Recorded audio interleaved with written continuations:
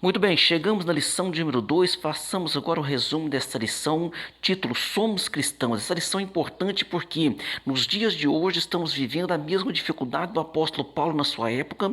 Paulo estava pregando o evangelho, falando que Jesus Cristo era o Salvador, Jesus Cristo era o Senhor, e quando ele saía daquela província, ia para uma outra localidade, como foi no caso de Gálatas, vinha aquelas pessoas que nós chamamos de judaizantes e diziam: Paulo pregou sim, pregou Cristo sim, mas Paulo pregou Moisés? Não. Paulo pregou a lei? Não. Paulo mandou circuncidar? Não. Paulo mandou guardar o sábado? Não. Então eles começavam a colocar os ritos da lei sobre aquelas pessoas, colocar um encargo que não se deveria colocar sobre aquelas pessoas, e o pior, dizendo que isso seria um complemento para a salvação, sendo que na cruz do Calvário Jesus deixou bem claro: tudo está consumado. Então Jesus foi o sacrifício perfeito. Todos os rituais do Antigo Testamento apontam para Cristo.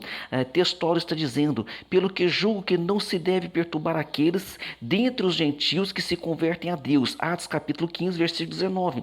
E isso foi discutido no concílio em Jerusalém, o primeiro concílio que os apóstolos se reuniram para ali resolverem problemas doutrinários, e entre esses problemas estava justamente essa questão da guarda do sábado, essa questão da circuncisão, e Paulo era um dos defensores que estavam ali como o apóstolo dos gentios. Verdade prática: o cristianismo é uma religião de relacionamento pessoal com Cristo ressuscitado, e não um conjunto de regras e ritos. É claro que nós temos doutrinas sólidas, consistentes, né? E temos que tomar muito cuidado. Por quê? Porque os rituais, ele mexe muito com a aparência, e nós, por sermos cristãos, por não dedicarmos a nossa fé em nenhuma imagem de escultura, em nada que é palpável, em nenhum amuleto, então parece que o ser humano tem essa necessidade, né, de vir, de tocar. Por isso que os ritos, os rituais é tão chamativo e conquista tanto o coração das pessoas. Temos que tomar muito cuidado. Leitura bíblica em classe encontra-se em Gálatas capítulo 2, versículo 1 ao 9, e depois o versículo de número 14 também. Nós vamos agora para a nossa introdução dessa lição, que é uma lição muito importante para que nós possamos entendê-la, compreendê-la. A igreja herdou dos judeus muitas ideias e práticas no campo teológico e ético, visto que a jornada histórica da igreja começou em Jerusalém no dia de Pentecostes, numa comunidade judaica. E esses pontos de interseção levaram alguns, né, não poucos, a confundir a lei de Moisés com a graça. Nessa lição veremos que Gálatas capítulo 2 é um relato de um dos debates que mostra o limite entre o judaísmo e o cristianismo. E os apóstolos, principalmente Paulo, tiveram muita dificuldade tiveram muita dificuldade de mostrar isso aos judaizantes. Então foi um combate muito difícil. Então o que é o judaizante? São aqueles que querem transformar o cristianismo em uma extensão do judaísmo. Então, isso na época foi muito combatido. Por quê? Porque o judaísmo já tinha várias facções, vários grupos, né? Naquela época falava seita, então já tinha a seita dos fariseus, dos saduceus, e as pessoas que estavam ao redor imaginavam que surgiu mais uma seita, surgiu mais um grupo religioso dentro do judaísmo. Que grupo é esse? Eles são o grupo dos cristãos. Não, negativo.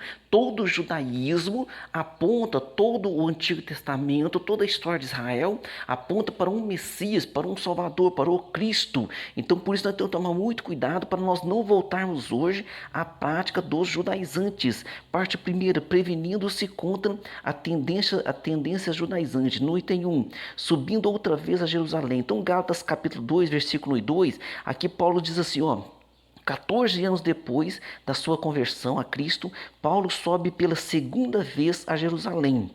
Essa segunda visita foi por revelação. Então ele mesmo diz, né? Ele mesmo fala que por uma revelação ele vai agora a Jerusalém. Diz assim, depois passados 14 anos, subi outra vez a Jerusalém com Barnabé, levando também comigo Tito. Entendemos agora, entenda isso, Tito é grego, tá? Quando ele vai com Timóteo, a mãe dele é judia. Então Paulo teve dois comportamentos ali para defender o cristianismo. E diz assim, e subi por uma revelação. Ele expôs o evangelho que prega aos gentios. Então, ele sobe agora, essa vez, por uma revelação a Jerusalém. Mais para frente, nós vamos explicar o porquê que ele sobe, ele vai até lá. Não sendo uma convocação dos apóstolos, ele não foi por uma convocação, nem por um concílio, ele foi dessa vez, vai nos dar a entender aqui, que ele foi para levar uma ajuda humanitária. Não podemos confundir essa visita de Paulo com a sua ida ao concílio de Jerusalém, registrada em Atos capítulo 15. Então nós não podemos fazer esta confusão. Para que a gente entenda bem, o apóstolo Paulo se converte entre o ano 31 e 36 depois de Cristo, ou seja, pouco depois do Pentecostes, da pregação do evangelho ali, daquela intensidade da pregação, onde ele mesmo consente na morte de Estevão. Aí ele já vai pedir carta para Damasco. Então pouco tempo depois ele se converte, e a sua primeira viagem missionária é mais ou menos no ano de 45, 48. Então ele faz essa primeira viagem missionária, ele prega aos Gálatas, ele ensina muito ali a palavra do Senhor, e o concílio em Jerusalém, ali em Atos capítulo 15, é por volta do ano 51, ou seja, depois que ele prega em Gálatas, depois que ele está numa outra região, ele ouve falar que os Gálatas estão voltando, né, aos rudimentos da fé, estão querendo guardar os sábados, estão circuncidando-se, porque os judaizantes foram lá perturbá-los. Então ele escreve a carta aos Gálatas para defender o santo evangelho, e pouco tempo depois é que vai haver o concílio em Jerusalém. E que vai haver esse concílio de Jerusalém. Por quê? Porque esse concílio de Jerusalém, ele acaba tratando dos mesmos assuntos. Veja bem que, alguns, porém, da seita dos fariseus que tinham crido se levantaram, dizendo que era mister circuncidá-los e mandar-lhes que guardassem a lei de Moisés. Congregaram-se, pois, os apóstolos e os anciões para considerar esse assunto. Então, Atos capítulo 15, está tudo ali, aquela grande reunião, aquele grande concílio, e nós vamos entender que o último a usar a palavra, que era a palavra final, então nos dá a entender que Tiago era o que presidia aquela reunião, ou seja, o Tiago, irmão de Jesus, que escreve a carta, né, que é a carta de Tiago, ele é o presidente da igreja ali em Jerusalém, e ele que dá a última palavra naquele concílio. Somando os anos mencionados em Gálatas, podemos afirmar que essa visita aconteceu antes de sua primeira viagem missionária. Então Paulo, quando ele está ali em Jerusalém levando essa ajuda humanitária, então ele não foi antes desse tratado do concílio, da reunião para resolver esses problemas, né? Esses dilemas ali. No item 2, objetivo da reunião. É bom lembrar que essa reunião não foi um concílio, nem um sínodo. É possível que essa segunda visita por meio de revelação tenha uma ligação com o Ágabo. Que ligação é essa? Nós vamos entender aqui, que este profeta, o Ágabo, ele profetizou que haveria uma grande fome na terra. E esta fome, ela aconteceu nos dias de Cláudio César. E agora as igrejas, elas reúnem donativos. Paulo trabalha muito em cima disso para que levasse esses donativos a Jerusalém e a Judéia, aos irmãos que estavam ali com grande necessidade. Então, nos dá a entender que Paulo foi ali levar esses donativos aos irmãos pobres da Judéia. Aproveitando a ocasião, o apóstolo fez o quê? Ele expôs o evangelho que tinha pregado aos gentios. Então, ele, aproveitando essa viagem, vai lá levar os donativos. Então ele conta essa história. Ele diz assim, depois, passado 14 anos, subi outra vez a Jerusalém com Barnabé, levando também comigo Tito. Tito era grego. E subi por uma revelação, lhes expus o evangelho que prego entre os gentios, e particularmente aos que estavam em estima, para que de maneira alguma corresse ou estivesse corrida em vão. Então o que ele faz? Ele conversa com os que comandam a igreja e explica, olha, eu estou levando o evangelho, estou pregando assim, estou fazendo assim, tá certo? Então ele tinha convicção de que recebeu esse evangelho de Deus e estava consciente de sua subida a Jerusalém era uma obediência a uma ordem divina. Então provavelmente levando estes donativos. Tito e a circuncisão. Barnabé era judeu, quer dizer, então ele era circuncidado, e seu nome aparece 3 vezes nesse capítulo, e sua presença na reunião em Jerusalém não seria um problema. Então Barnabé está ali, é judeu, é circuncidado, não tem problema. Mas Tito, no entanto, sendo grego, foi um risco que Paulo correu, mas não foi uma provocação de Paulo introduzir um incircunciso no meio dos gentios, não foi, no meio dos judeus, então não foi uma provocação. Os judaizantes queriam que Tito fosse circuncidado. Encontramos no Novo Testamento a compreensão e tolerância de Paulo com os fracos na fé, a ponto de, então olha só como é que Paulo era tolerante. Ele era tão tolerante ao ponto de circuncidar o Timóteo. Então veja bem que Paulo quis que este fosse com ele e tomando-o circuncidou por causa dos judeus que estavam naqueles lugares, porque todos sabiam que seu pai era grego. Então Paulo, aqui em Atos capítulo 16, versículo 3, ele explica que quando Timóteo vai com ele então, já que Timóteo, a sua mãe é judia, já que Timóteo é judeu, o que ele faz? Ele circuncida Timóteo para que não, por causa dos fracos na fé, por causa dos fracos na fé.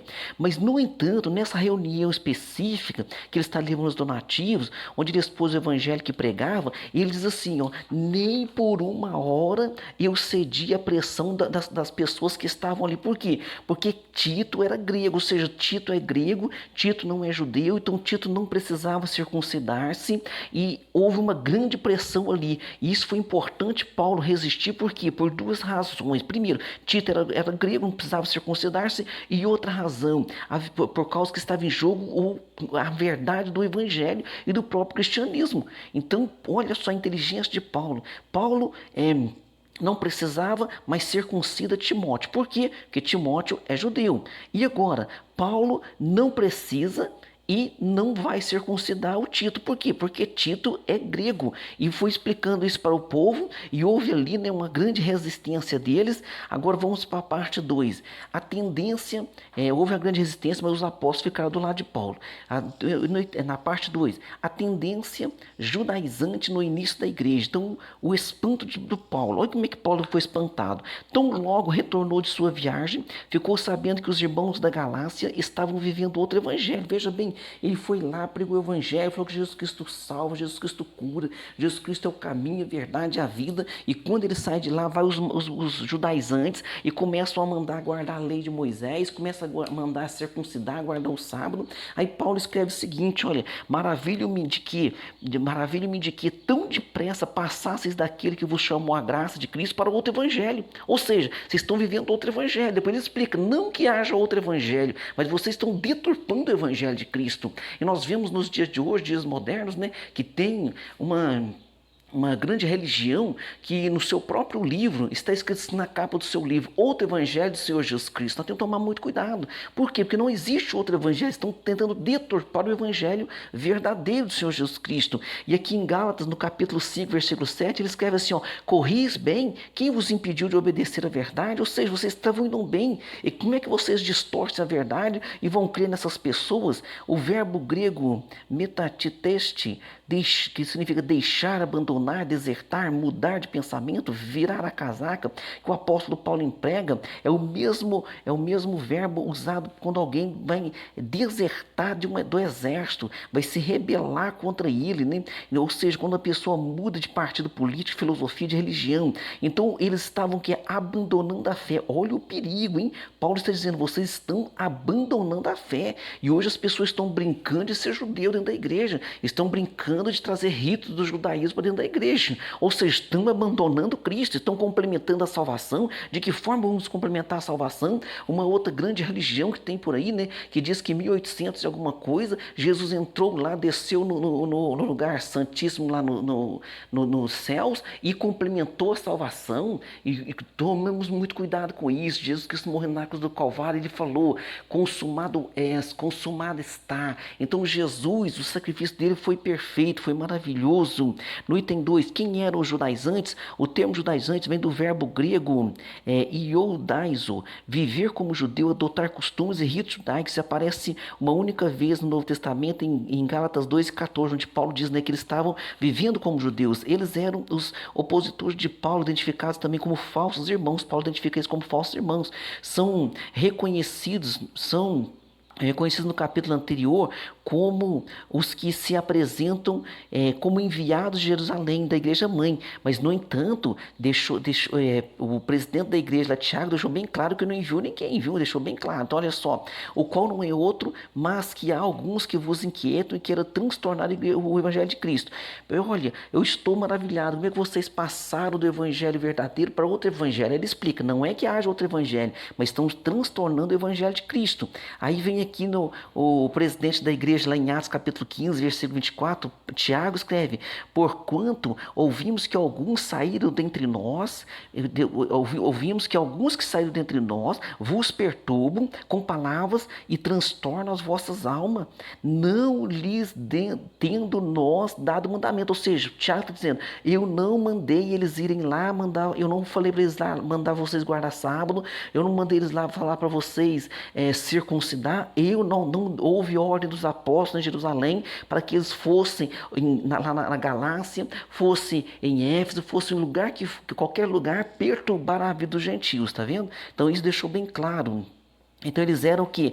Eles eram legalistas dentro dos judeus e por isso chamados de judaizantes. Esses judeus convertidos ao Senhor Jesus ensinavam que os gentios deveriam observar a lei de Moisés como condição para a salvação. Então isso nós temos que tomar muito cuidado mesmo, viu? Diz assim, então alguns que tinham descido da Judéia ensinavam assim aos irmãos, se vós não circuncidardes conforme o uso de Moisés, não podeis ser salvos, tá vendo? Ou seja, você tem que circuncidar para ser salvo. Peraí, você tem que crer no Senhor Jesus ou você tem que circuncidar? Você tem que crer no Senhor Jesus ou você tem que guardar o sábado? Ou uma coisa ou outra. Então nós sabemos que Jesus é o único e suficiente Salvador.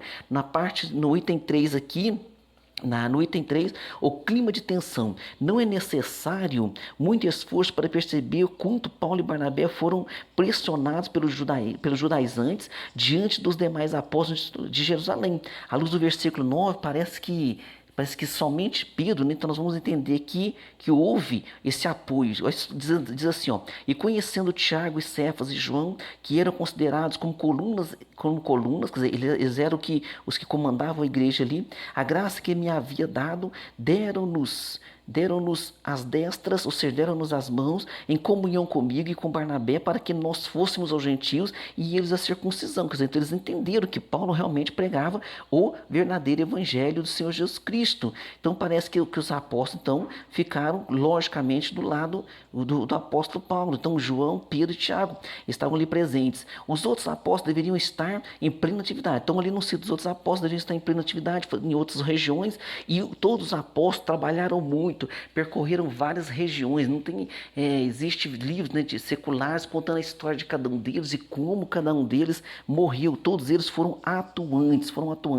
Os judaizantes chamados falsos irmãos conseguiram furar o bloqueio, né, e entraram sem serem convidados à reunião. Quer dizer, então ali está a reunião, estão conversando e esses falsos irmãos entraram ali. Diz assim, ó, isso por causa dos falsos irmãos que tinham entremetido e secretamente entraram a espiar a nossa liberdade que temos em Cristo para nos pôr em servidão. Foi ele que começaram a pressionar, né, querendo que ele circuncidasse o Tito, mas ele falou, não vou, ele é grego, ele não é judeu, não é necessário. Quer dizer, então a pessoa que é judeu, hoje existem os judeus messiânicos, então eles podem continuar na sua cultura, nos seus costumes, não tem problema nenhum, só que eles vão entender que aquela cultura, aquele costume não é complementação para a salvação. Agora nós, gentios, que aceitamos Jesus, trazer os ritos do judaísmo é um erro muito grave. Isso chega a ser um erro gravíssimo, né? E que nós temos que tomar muito cuidado. Por quê? Porque se nós colocamos qualquer uma coisa como complementação da salvação em Cristo, então nós temos que tomar esse cuidado. Por quê? Porque Jesus não foi o sacrifício perfeito,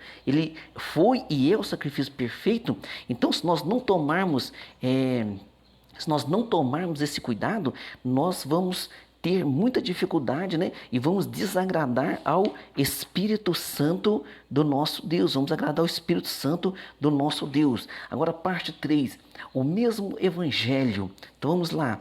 O evangelho é um só, não há dois. O evangelho que Pedro e Paulo são chamados respectivamente, né, de evangelho da circuncisão e da incircuncisão, são meras formas de apresentação, pois o conteúdo é o mesmo. Ambos receberam uma incumbência da parte de Deus, mas com audiência diferente, ou seja, para povos diferentes. O compromisso de Paulo era com os gentios e como era com os gentios. Ele foi constituído por Deus apóstolo doutor dos gentios. Então ele deixa bem claro, né, que ele foi chamado aos gentios, pregava aos gentios. É claro que ele também pregava aos judeus, ganhava muito judeu, mas ele estava com a sua meta ali, aos gentios. Então ele diz assim, ó, para o que fui constituído pregador e apóstolo e doutor dos gentios. Então ele tinha muito clara a sua incumbência, né, para pregar aos não gentios e aos não judeus. E Pedro era o apóstolo que Deus chamou para estar pregando aos judeus. É a mesma mensagem, mas a povos diferentes. Tanto é que Pedro, ele vai pregar ao centurião chamado Cornélio, e ali o próprio Jesus batiza eles com o Espírito Santo, e Pedro achou incrível. Pedro falou assim, olha, a graça de Deus é tão grande que até os não judeus, até os gentios, né? Porque o Cornélio ali, quando ele ouve a palavra, ele era uma pessoa que ele tinha afinidade com o judaísmo. Ele não era judeu de nascimento, mas ele orava a Deus, dava esmola, então ele era convertido. E agora, quando Pedro vê Jesus batizando alguém que não era israelita, Pedro fica impressionado com aquilo. Tanto é que ele leva essa palavra também no concílio. Pedro leva essa palavra. No item 2, o perigo da doutrina judaizante. Os apóstolos viam em tudo isso dois problemas sérios: a ameaça à liberdade cristã e o perigo de o cristianismo se tornar o quê? Uma mera seita ou um grupo do judaísmo. Os cristãos judaizantes alteravam o cerne do evangelho, pois colocavam a lei de Moisés como complemento da obra de Jesus Cristo efetuada na cruz do Calvário. Era de fato outro evangelho. Por isso o apóstolo Paulo, olha, o apóstolo Paulo dá uma palavra dura, né? Ele fala assim, ó, mas ainda que nós mesmos, ou um anjo do céu, ó, desceu um anjo do céu, bonitinho. Ah, mas por quê, pastor? É o anjo do céu? Claro que não, é Satanás transfigurado. O anjo do céu vos anuncia outro evangelho, além do que vos já tenho anunciado, seja anátema, ou seja, amaldiçoe, corra. Assim como vô-lo dissemos, agora de novo também vô-lo digo: se alguém vos anunciar outro evangelho, além do que já recebestes, seja anátema, amaldiçoe, corra, não receba esta palavra. Na verdade, quem tem o Espírito Santo vive pelo Espírito. Então, contra a tendência do judaísmo, dos judaizantes, né, é preciso aprender a viver na dependência do Espírito, não da lei, lutando contra os vícios da carne, buscando as virtudes do fruto do Espírito Santo. Aleluia. No item 3 aqui, as práticas judaizantes atuais. Elas são basicamente a guarda do sábado, a observância rigorosa, né, do kashrut, termo hebraico para as leis dietéticas do judaísmo, ou seja, eu posso comer isso, não posso comer aquilo eu posso comer isso, eu não posso comer, muito cuidado, né, com isso. A liturgia da sinagoga, o uso do shofar, que é a trombeta, né, geralmente feito de chifre de carneiro. Algumas igrejas estão usando isso. O uso do talit, algumas igrejas estão usando, que é o manto ou chale que a pessoa se cobre para oração. E o uso do kippar, que é o solidel, que os judeus religiosos usam sobre a cabeça também ali no momento das suas orações. Então isso está entrando dentro das igrejas, tá? Na letra A, os judeus messiânicos, principalmente em Israel. Então, os judeus messiânicos que aceitam Jesus, eles permanecem na sua tradição judaica, isso não tem problema nenhum, viu? Isso acontece simplesmente para preservar a identidade cultural deles. O apóstolo Paulo defende, diz assim, ó, é alguém chamado estando circuncidado? Fique circuncidado. Ou seja, na conversão a Cristo do judeu, ele não precisa mudar a sua tradição e cultura, só que tem que entender que a sua tradição e cultura não levará ao céu, que leva ao céu Jesus. No letra B, os não judeus, da mesma forma, é alguém chamado estando incircuncidado, não se circuncide, isso é o apóstolo Paulo, ou seja, e não precisa se judaizar. É erro o não judeu adotar práticas judaicas na liturgia e no dia a dia para imitar o judaísmo. Paulo conclui: cada um fique na vocação que foi chamado. Então que Deus nos ajude, nos dê entendimento para nós não judaizar a igreja do Senhor Jesus Cristo, viu? Porque ela é de Cristo, ela não é do judeu, do israelita, ela é de Cristo. Os judeus são de Cristo, os israelitas de Cristo, todos os povos são de Cristo, todos os povos pertencem a Cristo. Cristo é o que manda, Cristo é o que tem a última palavra, que é soberano sobre a nossa vida. Amém? Conclusão. O resultado da reunião foi desfavorável aos judaizantes, é claro, né? Graças a Deus. Só o fato de os apóstolos, sendo judeus, concordaram com a explicação sobre a especificidade de cada grupo dada por Paulo já apontava o engano desses legalistas sobre a obra salvífica de Cristo. Esse resultado serviu tanto para os Gálatas como para como todo o cristianismo nesses mais de 20 séculos de história. Assim, a diferença entre os judeus messiânicos e os cristãos judaizantes atuais é que os judeus estão preservando a sua cultura, né, hereditária, né, que vem lá dos seus pais, do seu povo, e os judaizantes colocando o que? Remendo novo em pano velho. Então, que o Senhor Jesus nos traga esse entendimento, essa graça, e que nós possamos tomar muito cuidado. E se você está nessas práticas, então reveja os seus conceitos aí, porque você com certeza está desagradando o Espírito Santo. Vamos lá para nossas perguntas. De acordo com a lição, o que infere da Epístola aos Gálatas? Ela foi escrita antes do referido concílio, pois não há menção dele na carta, né? Quando o apóstolo Paulo defende, fala: olha, correis bem que vos impediu de obedecer a verdade. Olha, por que você tão depressa passou do evangelho da graça de Cristo para outro evangelho? Então ele escreve essa carta antes do concílio. Pergunta 2, por que Paulo não cedeu nem um pouco na circuncisão de Tito? Muito simples, porque Tito era judeu, e outra coisa, ele estava defendendo o quê? O futuro do cristianismo. Agora, Paulo era inteligente, Timóteo já circuncidou. Por quê? Porque Timóteo era judeu. Então precisamos entender isso, viu? Pergunta 3, o que significa judaizante? O termo vem do grego ioudaizos, que significa viver como judeu, adotar costumes e ritos judaicos, e aparece uma única vez no Novo Testamento em Gálatas 2:14. Pergunta 4, quem eram os judaizantes e o que eles queriam dos gentios? Eram legalistas dentro dos judeus e por isso chamados judaizantes. Esses judeus convertidos ao Senhor Jesus ensinavam que os gentios deveriam observar a lei de Moisés como condição para a salvação. Isso que é o perigo, tá? Pergunta 5, qual a diferença entre o judeu messiânico e o cristão judaizante? Então, é uma diferença muito grande, que os judeus messiânicos, principalmente em Israel, seguem a tradição judaica, ou seja, eles convertem a Cristo, né? Na conversão a Cristo judeu, ele não precisa mudar sua tradição e cultura, mas também entender que não é isso que salva ele. No caso do judeu convertido ao cristianismo, ele não precisa, ele não precisa se judaizar. Então, no caso do não judeu, gentil, qualquer pessoa de qualquer país se converte a Cristo, não precisa e não deve se judaizar. É erro o não judeu adotar práticas judaicas na liturgia. Então, um erro a pessoa comum que não é judeu adotar práticas da liturgia judaica no seu culto, né? Então isso porque no dia a dia tentar imitar o judaísmo, isso é um perigo. Paulo conclui: cada um fica na vocação em que foi chamado. Então é Jesus que salva e é Jesus que nos mantém na sua presença. Amém? Deus abençoe você e sua família, e até a próxima aula.